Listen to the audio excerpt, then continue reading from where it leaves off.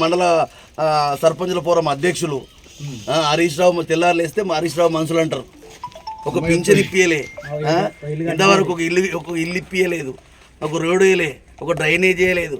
అంతకంటే మించి double bedroom అంటే ఇంతకంటే మించి డబుల్ బెడ్రూమ్ 10 ఏళ్ళ నుంచి అవస్థ పడతా ఉంది. ఇప్పుడు 10 ఏళ్ళ కల గుడిసెల్నే ఉండబడితే ఇల్లు ఇస్తాము ఇస్తాము ఇస్తాము ఇస్తాము ఈ ముసలం కాబట్టి ఇంకేమి ఇష్టం.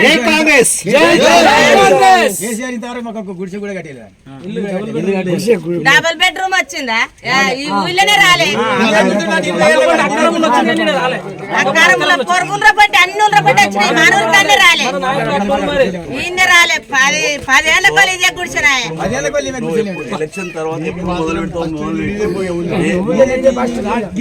శ్రీగిరిపల్లి గ్రామ ప్రజలకు తెలియజేయనిది ఏమనగా, ఈ గడిచిన 10 సంవత్సరాల టీఆర్ఎస్ బీఆర్ఎస్ ప్రభుత్వ హయాంలో జరిగిన అభివృద్ధి శూన్యం.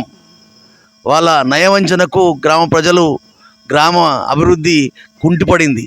అలాగే ఒక్క డబుల్ బెడ్రూమ్ కూడా ఇవ్వలేని అసమర్థ ప్రభుత్వం.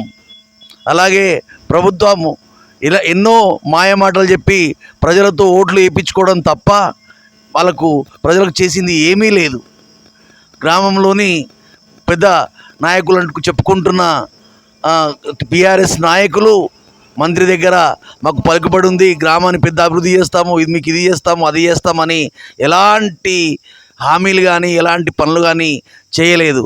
వాళ్ళ ప్రలోభాలకు, వాళ్ళ సొంత లాభం కొరకు, సొంత ప్రయోజనాల కొరకు ఈ గ్రామాన్ని వాడుకున్నారు తప్ప గ్రామానికి చేసిన అభివృద్ధి ఏం లేదు. గతంలో కాంగ్రెస్ ప్రభుత్వంలో చేసిన అభివృద్ధి తప్ప టీఆర్ఎస్ ప్రభుత్వం చేసింది ఏమీ లేదని ఈ సవినయంగా నేను తెలియజేస్తున్నాను. ఎస్సీ వార్డులో మరియు బీసీ వార్డులో డబుల్ బెడ్రూమ్లు మీకు నిర్మిస్తానని చెప్పి హామీ ఇచ్చి ఉన్న ఇండ్లు కూలగొట్టి గుడిసెలేయించిన ఘనత బీఆర్ఎస్ ప్రభుత్వాన్ని. నయవంచనకు గురి చేసినారు. ప్రజలు చాలా ఇబ్బంది పడుతున్నారు.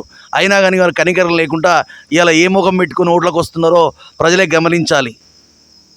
ఈ గౌడ కులస్తులకు చెందిన కళ్ళు దుకాణాన్ని కూలగొట్టి శిలాపలకం వేసి మీకు కమ్యూనిటీ హాల్ కట్టిస్తాను, మీకు అభివృద్ధి చేస్తాను అని చెప్పి మాయమాటలు చెప్పి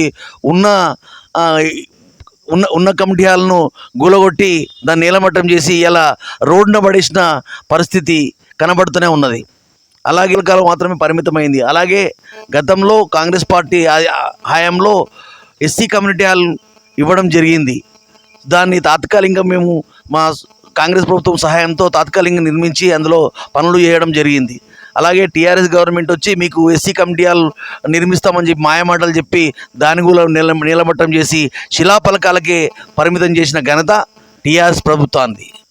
అలాగే గ్రామంలో అండర్ డ్రైనేజ్ వ్యవస్థ అస్తవ్యస్తం.